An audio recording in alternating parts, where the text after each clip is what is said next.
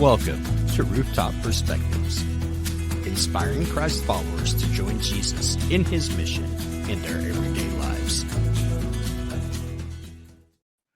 Welcome to Rooftop Perspectives. I'm Michael Brewer, and this is John Whaley. Good to see you today, John. Good to see you, my friend. I'm excited about this upcoming interview. I know you are. And John and I are glad that you've joined us today for another episode of Rooftop Perspectives. John and I pray that God will use Rooftop Perspectives each week to inspire you as you join Jesus where you live, work, and play, as you engage people with the gospel and as you're making disciples who make disciples. Today, we're looking forward to introducing to you another Christ follower who is also connected to The Chosen, but not as a background actor, but from the perspective that she is a TV and film publicist that has worked closely with The Chosen. So, John, introduce our guest to us for today. Well, Michael, today I am excited to introduce everyone to Jenny Belle McCullagh. As with Jennifer Crenshaw, I met Jenny Belle because she's part of the Chosen prayer team. And so when she joined the team several years ago, we became acquainted, and I asked her several weeks ago, actually sent her a message during the prayer call and said, Jenny, I would love to interview you for the podcast. So she shot me her email address, and we began the conversation of getting together so I could interview her for this podcast. Let me tell you a little bit about Jenny Belle. Jenny Belle is born and raised in Dublin, Ireland. She has many hats. And she loves wearing all of them, by the way. She's an entrepreneur, and she's a creative in both the health and wellness industry, as well as arts, media, and entertainment. She loves being involved in projects that encourage and uplift people. And one of her greatest joys is to sing, dance, act, produce, present, and partner in any way with what God is already doing in this most influential industry. Because really, when you look at the entertainment industry, we talk about where Washington, D.C. may be in America, where the power is. Hollywood is where the influence is. So this is a highly influential industry. She grew up around media and entertainment, as you'll hear today, found herself coming alive most on film sets and events. She is the Irish chapter director of the Hollywood Prayer Network and also the arts and media lead at Transform Our World in Ireland. She counts a great privilege to be promoting movies and TV shows that have what she calls, and I love this phrase, Michael, a kingdom wellness flavor. Yep. I love that phrase. She works with a UK-based company called Kova International. She's also a Hollywood correspondent, a radio presenter of screen time, and producer at a Christian-run radio station called Spirit Radio, known as Ireland's Positive Sound. Most recently, she's been helping spread the word about The Chosen, as well as Jesus Revolution, Sound of Freedom, The Miracle Club, and Journey to Bethlehem as lead film publicist with Kova International in Republic of Ireland. And so without any further introduction, and bless me, that's not all she has done and all that she is doing. She is a very, very, very active follower of Christ in this industry. And so without any other further introduction, let me just let you sit back and enjoy this conversation I had recently with Jenny Belle McCullagh. Cool. Jenny, it is so good to have you with me today on Rooftop Perspectives. Thank you for taking time out of your busy schedule and life to join me. Honestly, it's a real privilege, John. Thank you so much for having me. It's super. Well, before we dive into The Chosen, tell us about Jenny, your life, your journey to Christ, what God's doing in your life at present, anything you want us to know about Jenny Belle. Right. Well, okay. I was just saying to you earlier about the many hats. I have so many different hats. So it's a matter of, right, which hat are we going to talk about today? But I suppose with The Chosen in mind, the media part of me, the media hat that specifically is TV and film publicist here in the Republic of Ireland. That is the hat that I am currently very occupied with. And specifically with The Chosen. We've just filled a number of cinemas. We've been sold out with The Chosen, and it's very, very exciting to see that. So yeah, that's with a company called Kova International, based in the UK, but working with me here in Ireland as well. So very, very exciting times with that. My own personal journey and faith, how I came to having so many hats. I think the thing that would define me in that area is actually that I am a very hungry learner. I absolutely love learning. I love just diving in and finding out how things work and everything, so that, so that I can be resourced, but also so I can resource others. So my two main passions in life really are wellness and media. And on some occasions, I have the privilege of the two of them converging, where wellness is coming through media. And if that's happening, I'm a very happy lady, because it means that people are going to see projects, productions like The Chosen, like Jesus Revolution, Sound of Freedom, that are actually transformative. They're going into the cinema one way, but they're coming out having had an experience that's changed them.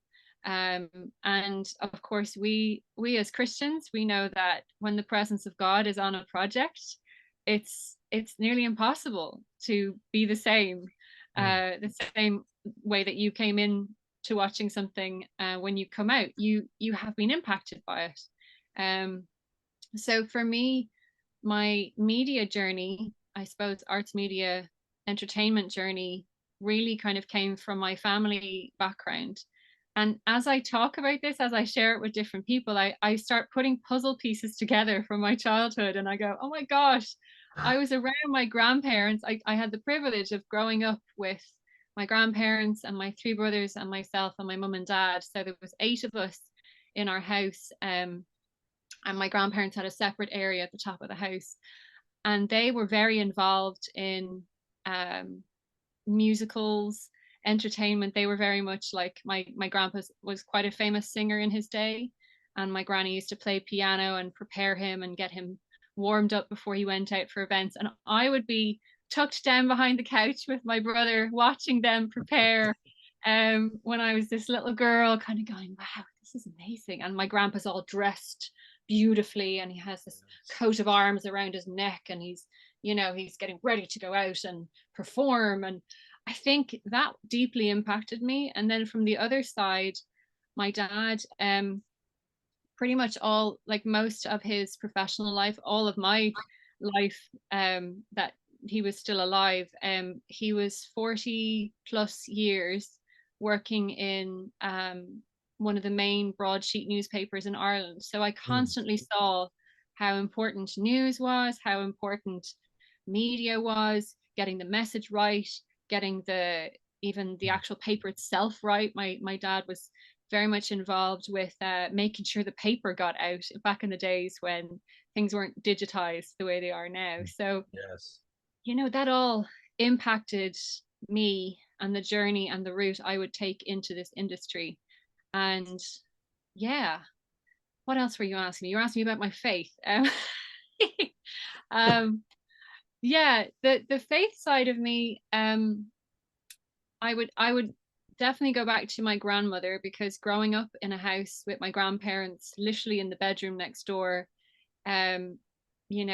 I would sometimes run into my granny to see her, and she'd be literally kneeling by the bed and praying.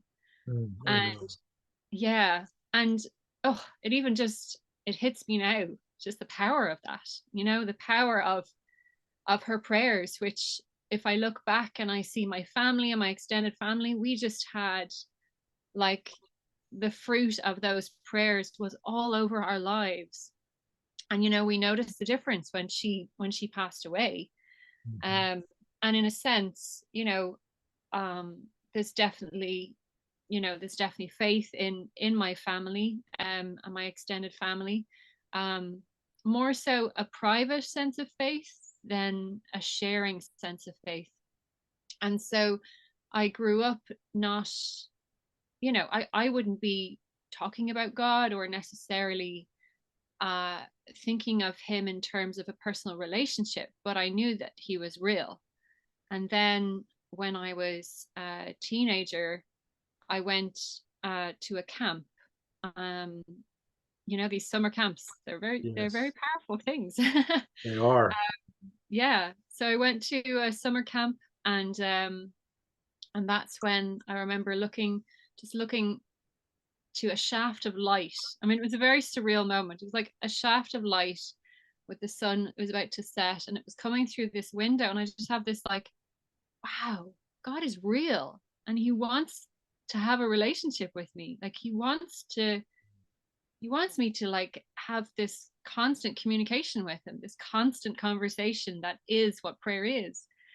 And so yeah, I can definitely recognize his hand all the way through to those teenage years, and through my teenage years as well, and into college was really when I sort of came to understand what it meant to know the Lord as my Lord, to know him as someone that I'm submitting my life to, I'm surrendering my life to, and I'm yielding my life to. So yeah, from college onwards, even in my last year in college, I was wearing many hats, and I went for student union president, which is like student body president in America. And I did my finals, and I got first class honors in that. So I'm like going up for election, and I'm doing my finals, and I'm doing all these things. And it was because I suddenly had this amazing, life-giving, wisdom sharing relationship with God, where I was receiving so much more from him. So yeah, it's been an adventure ever since. Amen. That's a great story. I love how, camps are powerful. They are. They can really impact a teenager's life. So I love that story. Well, let's shift over to the Chosen. Of course, our connection is, of course, on the Chosen prayer team. That's how we met several years ago when you began joining us on the prayer team. And of course, both of us are huge fans of the Chosen. We love the Chosen. But your connection goes beyond simply being a fan. So tell us more about your connection with the Chosen and how that came about. Yeah, absolutely. Well, one of my media hats is working in a radio station here in Ireland called Spirit Radio. And we're basically the only Christian radio station that is on the dial, so to speak. It's on the broadband. We do have digital ones also, and ones that are on television, on the satellite channels, but we're the only ones that are on the main radio waves that you can pick up in your car and everything. And so I was working with them, and I was their Hollywood correspondent, and I was also doing this screen time little excerpt that would be coming on during the ads, where I'm recommending different shows and different movies to watch that would be uplifting and encouraging. So that was called Screen Time. And I kind of indirectly then was getting into contact with people who were making these movies or promoting them. And through that was really how I came to working with Kova International as lead film publicist and TV publicist here in Ireland. And it is it's been a wild journey since, because in a sense, this production, like The Chosen, really is pioneering all over the world. Yes. It's not just like in some markets and that sort of thing. It's I don't know of any TV series that has actually gone into cinemas for its first and second episode or its finale episodes. I mean, it's like, okay, and people aren't going to wait to watch this at home on their TVs? No. Of course not. We're going to be selling out cinemas. Yes, we are. And it's the power of even just the communal experience. I was sitting in the cinema last night for season 4, episode 1 and 2. And I was sitting in the cinema, which was absolutely jam-packed full. In fact, we had people waiting. We had a waiting list of people who hadn't booked their tickets in advance. I was like an Irish mammy, John. I was like, please book your tickets in advance. That's right. Don't come to the cinema empty-handed. Bring your tickets. But yeah, we had to fit everybody in. And then the door was closed. It was like Noah's Ark. It's like, that's it. We're jammers. No more, you know. So yeah, it was beautiful to just enjoy that communally, to enjoy that, and to see people chatting and laughing and even maybe wiping a little tear afterwards because something had impacted them. So yeah, we just had the London premiere last week and it was amazing. It was, I could not tell you the amount of prayers that were answered. Mhm. Absolutely phenomenal. Bringing the presence of Jesus to Leicester Square in London, where all the big premieres happen. It just was wild. And I could genuinely sense the presence of God's angels ministering to so many people. It was amazing. And just one little miracle I will tell you on Yes. that, if you don't mind. Yes. Because on the Sunday, which is the day before, I was due to fly over from Dublin. And I ended up sitting on the plane for like 2 hours, over 2 hours, because storm winds were so bad in Mhm. Dublin, and in Ireland we had Storm Aisha. Mhm. And we basically just had to sit and wait and wait and wait until the winds died down. And the plane, you could actually feel the plane rocking a bit, and it was a huge plane, you know. So that wind was due in Leicester Square the following day.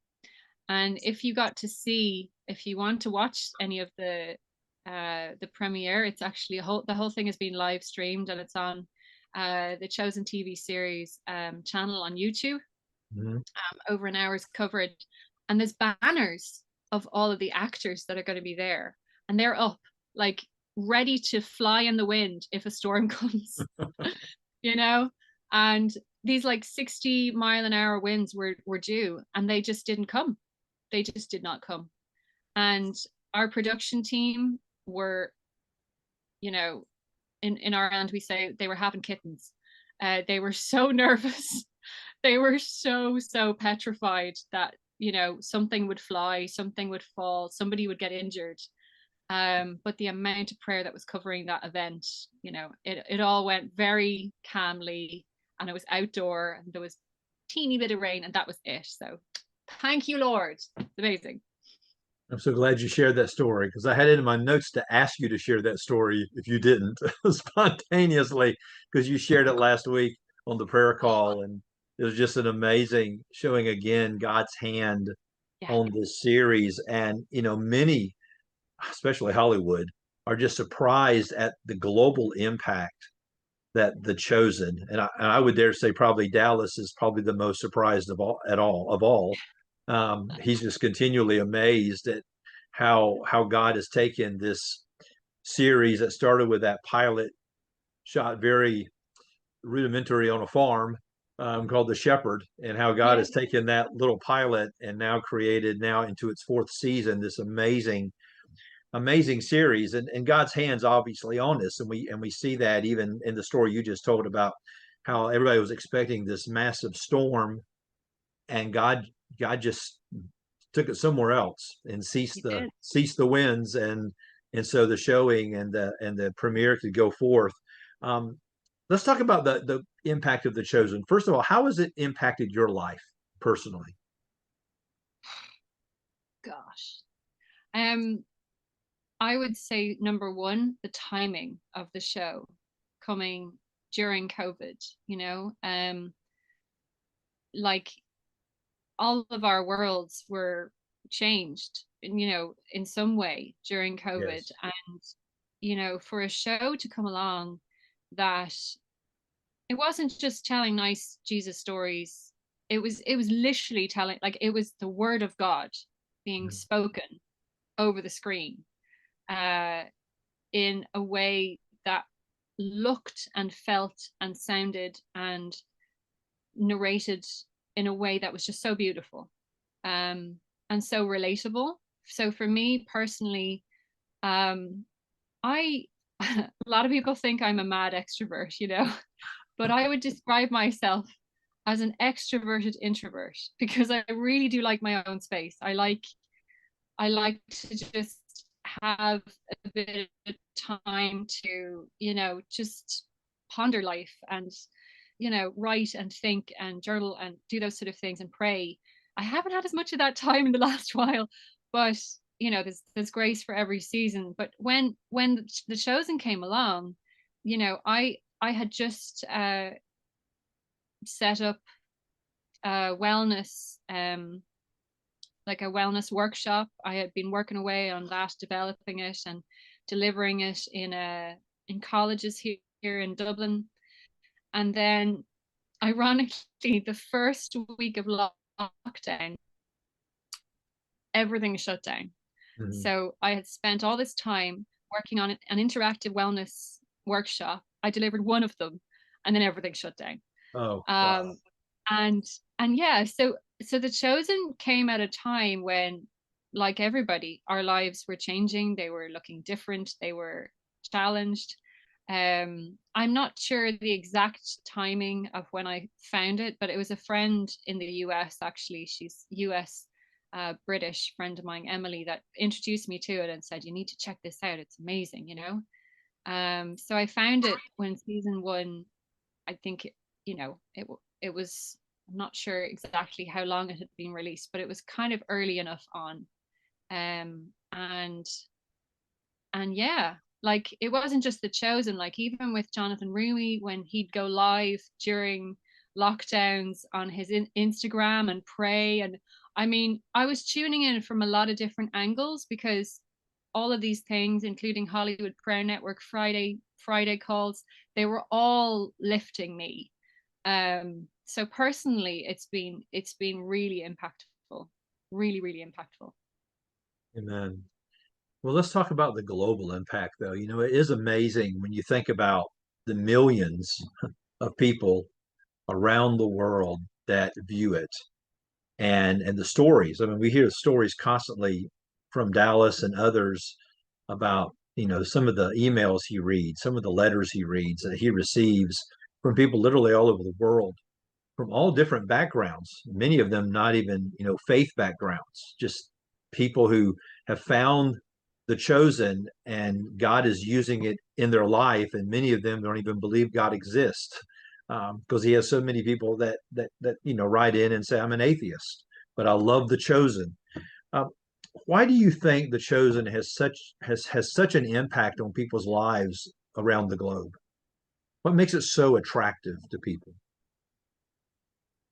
So it's a good question. Apart from literally the word of God being spoken in a show that looks beautiful, I think what Dallas and Ryan and Tyler have achieved is the kind of storytelling and development of characters that is so deeply relatable. Like what a brainwave to put Matthew on the spectrum. What Yes. An absolute brainwave. That, I mean, of all characters, and I got to talk to Praz a bit last week actually in London about that, because he said he could write a book just on the amount of feedback and letters he's got on his character.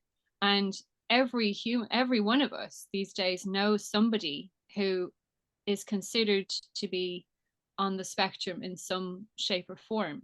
So I don't think, if I'm trying to think of other programs that have intentionally, sought to represent those people who maybe just they're not considered as normal as other people, then I think the show is so unique in that. And I would also say, you can see God's hand leading and guiding a lot of the decisions, including down to who they cast in the Yes. different roles. I think of Jordan Walker Ross and his own personal situation in life, that he has some limitations that ordinarily could have stopped him from getting the part, and yet they actually chose to like bring that in to be part of who he is as little John. And I just think there's many times when I've looked at aspects of this production and thought that was a God inspiration. That was a God inspiration. Definitely. And then it's hard to find where there hasn't been God inspirations. You know, it's been like, no, actually it all kind of connects in. So, you know, even the challenges that the Chosen has faced, I feel like God has used that for the good, because it's you know, it's been reaching more people, and that's so powerful, really powerful. Well, and you think about even several of the cast who, when they were trying out for the role, doing their auditions, you know, you take Elizabeth's story. I mean, The Chosen in many ways is her redemption. She was ready to completely give up acting, and her agent had submitted her name to try out, you know, for The Chosen. And, you know, and I love to hear her story when she tells how it was The Chosen that really pulled her out of the pit, literally, and changed her life. And Jonathan was the same way. I mean, you know, we know the story. A month or so before Dallas called him and said, "You ready to put the sandals back on?" You know, he has that amazing story he tells in the documentary. And when I was watching the documentary, Jonathan and Jesus, I was so glad that he had the wherewithal that day when that happened and he received the checks to record it on his phone. I mean, and then I was like, you know, and so it's amazing when you hear the cast talk about how, what point they were at in their lives or careers when The Chosen came along, and how God used The Chosen to really transform their lives. But I think you hit the nail on the head when you said it's relatable. The authenticity, and everybody can relate to some character in some way within the cast. And I was really even amazed last week when Jonathan appeared on The View. I was going to say, like, Whoopi Goldberg is such a huge fan. I'm like, come on. Yeah. Well, I think they all were. And but it shows that God is given The Chosen this platform to reach people wherever they're at and create conversations. And I'm telling constantly people in the church, because I think still the church by and large is missing the boat when it comes to the opportunity to see The Chosen as a great platform to talk to people about faith, because so many people watch it who have never even darkened the door of a church building in their life outside of a wedding or a funeral, but they love The Chosen. And so it's definitely God's hand is on it. I am still amazed at how many people have yet to watch one episode, especially within Christianity. I'm just constantly amazed. But I think the authenticity, and I think Dallas's humility, you know, because it's really humorous. I mean, he is as surprised as anyone when things happen, and how God has taken this little pilot and turned it into the amazing phenomenon it is. And it's changing Hollywood. It's changing the way Hollywood is looking at movies and audiences and how to do movies. And it is something new. So I always like to ask this question. I asked Jennifer Crenshaw this question. So is you any final thoughts or words, especially to those who have yet to watch an episode? Anything you want to share about The Chosen that you'd like to share with us?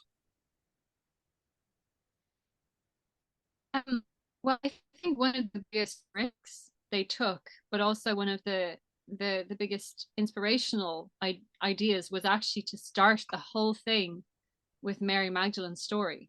You know, it's called The Chosen, and yet episode 1 really focused on her story, a lot of it, which I think even Liz Tabish herself said it at the London premiere, you know, that this show really highlights women's role in the gospel, you know, spreading in those days when Jesus was calling the disciples. And I think that has been both healing and restorative for a lot of women to see, because they were such a big part of his ministry. And, I think it was a big risk for them to start with such quite a heavy episode, with Mary Magdalene having been demonized, and needing freedom. And yet the way, I think I heard an interview where, the writers were talking about the challenge of 12 characters. Like in a TV series, you'd often have maybe 5 key characters. Here you have not even 12. You probably, realistically, if you count the women, you're talking 16 easily. 16 key characters easily. Exactly. If you're not even counting the Roman centurions, the Pharisees, just so many. And yet they've woven it in a way that, again, it's just, you can tell that they've really sought the Lord and really sought his heart to be shown, both through the acting and the storytelling and the cinematography, which is just still so beautiful. Do you know, one of our team, can I just say this? She got the premiere, and she was so wound up, the adrenaline and everything of it. She actually was like, oh my gosh, I just need to relax. Guess what she did? She sat down and watched The Chosen, because she just it just was oh, it settled me again. I think even down to the music. The music's very, it's very calming and settling. And again, God's hand over every aspect. I'm not even sure if that answers your initial question there, but it does. Yeah, it was an amazing show. I always thought the first episode, and what's amazing, I can watch the first episode. I've watched it I don't know how many times, and I still get tears when I get to the end of that first episode, and I know what's going to happen. I mean, I've watched it dozens of times, and still has such an impact on me. The whole story of Mary Magdalene and how that was very ingenious of how they started the series. But the ending of that episode is the chosen. He chooses Mary, and I've called you by name. And so it's a beautiful, beautiful story and that really, I think that first episode captured so many people's hearts when they first watched it, because we've heard the stories of people binge watching, just binge watching the entire series. And it's exciting, but one of the reasons I love it, and I said this to Jennifer, and I shared it with Catherine Warnock as well. One of the reasons I love The Chosen is because in our ministry, our tagline is joining Jesus in his mission. And The Chosen illustrates that, what that looks like, how exciting it is, but how hard it is. What's that? They flesh that out in every episode. This is what it looks like to join Jesus in his mission, to walk with him and do what he is doing. And so to me, I think that is the thing that attracts me as I'm talking to people and they're talking to me about what does it mean to be a disciple. I said, well, you need to watch The Chosen, and you'll learn what it means to be a disciple of Christ, because it's woven throughout the entire series in all the episodes as Jesus has taken his disciples on the journey of getting ready for his death and resurrection. So I'm excited to see how God's going to use season 4, because I know it is a much heavier season, much more intense season, but I know God's going to use it in some amazing ways to impact even more lives for the gospel. And it does create some great conversations. But thank you for taking time today in the midst of your busyness. I know you have a lot of hats you're wearing these days, and man, I thank you so much. And I look forward to seeing you on future prayer calls, and maybe we'll do this again sometime in the future as we see where The Chosen heads in the next few seasons. But thank you, Jenny, for your time. Absolutely. Thank you so much, John, for having me. Real pleasure. Thank you. Thank you. Michael, all I can say about Jenny Belle is she is refreshing. Yes. She is refreshing, and I really enjoyed our time together, and hoping to have another interview with her maybe down the road as we get closer to the last season of The Chosen. But let's talk about some of the takeaways. One of the things that she talked about in the interview that really struck me, Michael, was the spiritual legacy that her grandparents and her parents gave her, a legacy of prayer, a legacy of deep faith. She talks about, as a little girl going into her grandmother's bedroom, and her grandmother would be on her knees praying. And I was thinking about that in terms of joining Jesus in his mission, which is our tagline, which is what this podcast is all about. And it dawned on me that we forget that one of the ways we leave a spirit, one of the ways that we join Jesus, let me put it this way, one of the ways we join Jesus in his mission is by leaving a spiritual legacy for our family and our friends. I mean, that legacy is one of the many ways we make disciples who make disciples. Yes. As we pass down a legacy of faith, a legacy of prayer, a legacy of what it looks like to join Jesus in his mission. And that really struck me because, that impacted her life greatly as a young child, even before she became a Christ follower at camp when she was a teenager. Yeah. It was just that legacy that was left behind. And as a matter of fact, you go to Deuteronomy 6, verses 4-7. That's that entire passage where Moses is talking about legacy and leaving that legacy and passing down the faith. So that really struck me at the very beginning of her story about this great legacy. What a great way to join Jesus in his mission. Yeah. She, it's one of those things you could just say the whole interview is a takeaway. Yes. There wasn't any point that you couldn't lift something out. But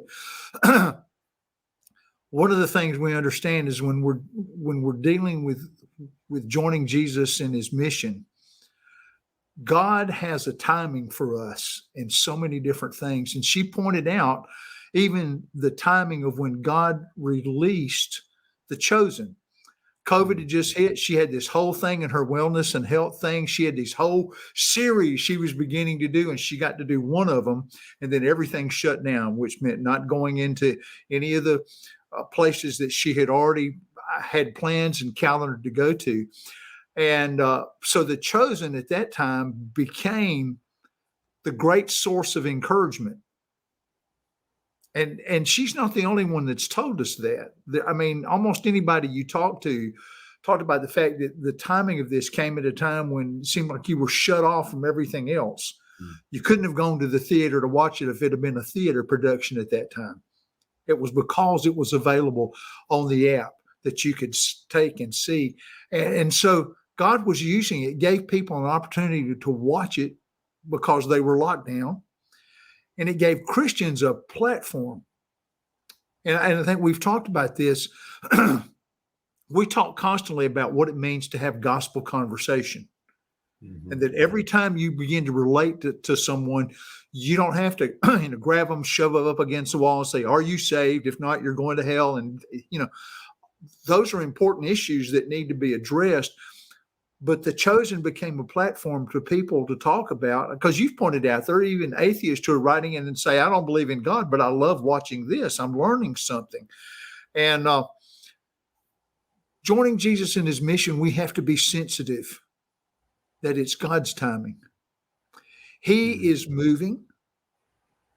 He's getting folks ready. He knows who's coming across our path and when.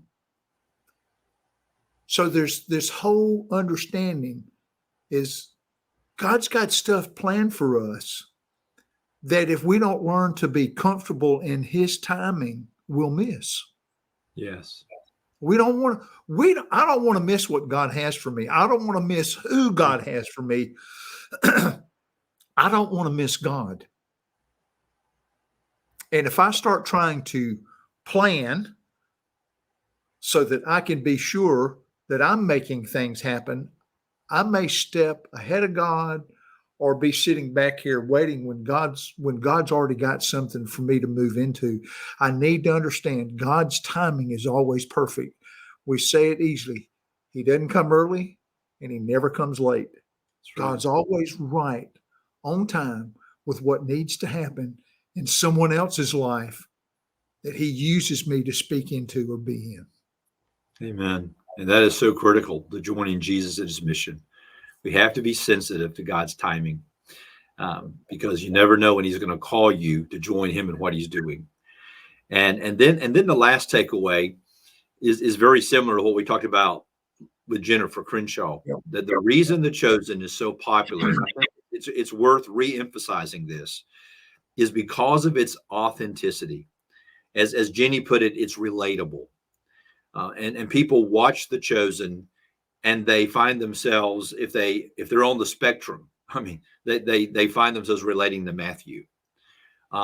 If they battled through a life in the past has been about depression or brokenness, they immediately identify with Mary Magdalene. You know, if they battle with putting their foot in their mouth, they empathize with Peter. I mean, you know this. I mean, you find a character and you say, I can so relate to that. It's so relatable. It's so authentic. People are looking for that which is real, and that's why they like it. Which reminds us that we need to be relatable. We need to be authentic. In addition, though, I love the fact that it is a real-time, real-life teaching example of what it looks like to join Jesus in his mission. It is a living illustration. I mean, every episode you see illustrated in flesh and blood. Here's what it looks like to follow Jesus. This is what it looks like to join Jesus in what he's doing, and understanding, especially as we get into season 4, that it's not easy. No. That sometimes, maybe more than sometimes, maybe many times, following Jesus means I have to step out of my comfort zone. I may have to lay down my life, literally, to follow Jesus. And so I love The Chosen because it does illustrate for us the joys and the sorrows, the heights of excitement, and then also the depths of difficulty as you walk through the Christian life. And again, that brings it back to it's relatable. I think so many times Christian movies, if they're not careful, they tend to sugarcoat. In the past, they've really been good at this. Lately, the new ones coming out are really very, very much about realism and being relatable, because that's the world we live in. We live in a broken world, and people can relate to characters, but they can see the redemption in it as they watch The Chosen. So again, that just reminds us, Michael, we've talked about it so many times on this podcast, that if we're going to reach people with the gospel, especially Gen Zs, you better be authentic. You better be real. People want relatable. They want to know that you're a person that's gone through life and you understand where they're coming from. So that's really critical. But right now, as we're recording this and releasing it, season 4, the first 3 episodes are in the theaters. They're going to be releasing them 3 episodes at a time, and then releasing them to the stream, to the app, and everything. But it's a powerful. And in season 4, everything's starting to ramp up.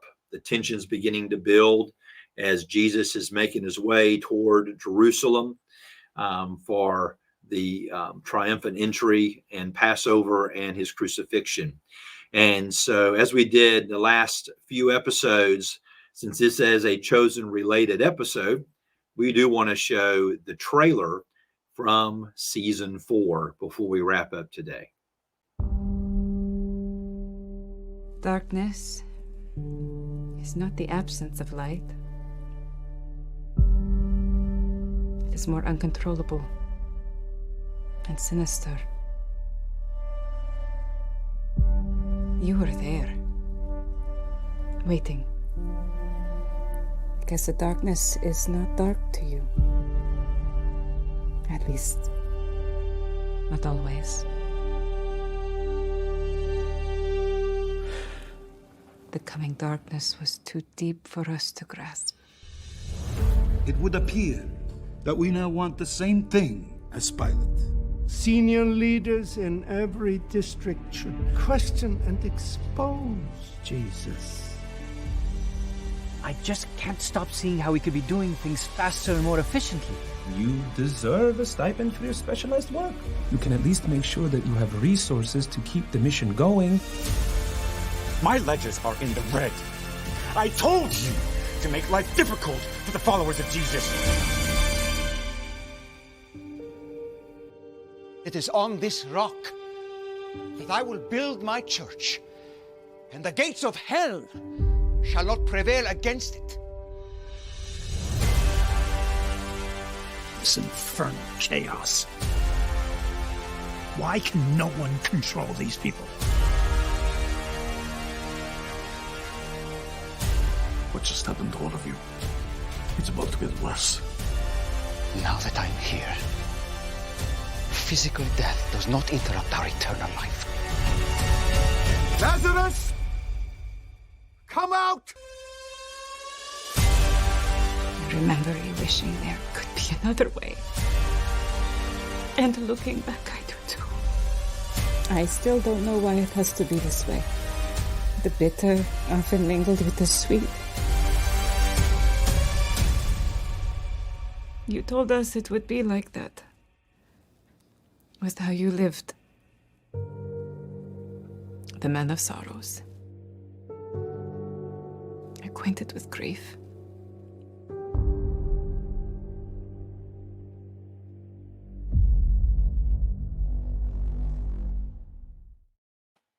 Yeah. Wow. That's all you can say when you see that trailer is wow.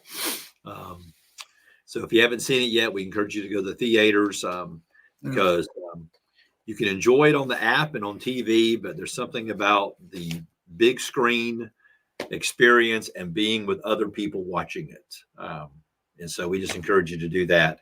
As we wrap up today, let me just encourage you, as always, please share this with others. If you're watching this on Facebook or YouTube, like it, subscribe to the YouTube channel, the Rooftop TV. If you're watching this on Spotify or any of the other podcast platforms, please leave a review and also subscribe so you'll get notifications of when the next episode is released. And then if you want to know more about the Rooftop, go to our website, therooftop.org. And that's where you can learn more about our ministry and the vision God has given us to make 1 million disciples in 100 countries. And also on the website, you can learn more about the Rooftop Discipleship Summit that is coming up next month in March in Arlington, Texas. You can be with us in person or online. Caesar Kalinowski from Everyday Disciple will be one of our special guests, along with Pastor Sam Tollett from Cumberland Fellowship in Crossville, Tennessee. Dennis Pethers, our founder, will be speaking. Stephen Gockroger, the chairman of our International Council. A number of us will be involved in this 2-day event designed to help us understand how do we make disciples who make disciples outside the walls of our church building. So join us. If you can join us, you can't be there live, register. It's free, by the way. Register and sign up to watch it online, but don't watch it by yourself. Invite others to watch it with you and be a part of this interactive experience of learning how to be a disciple of Jesus Christ. So thank you for taking time out of your schedule to listen to this podcast or watch it. And we thank you for joining us. And we look forward to seeing you next week on Rooftop Perspectives.